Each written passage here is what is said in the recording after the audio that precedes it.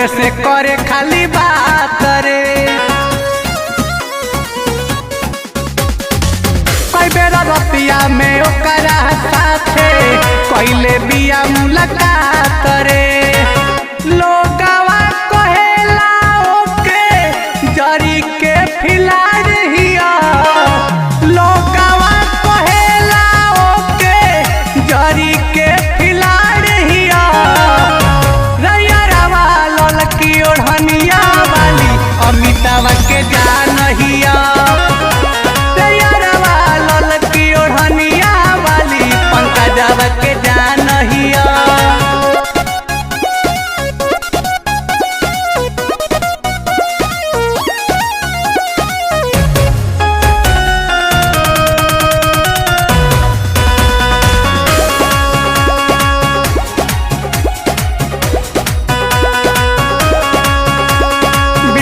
Parlour में है makeup करावे जाई के रोजाना रे।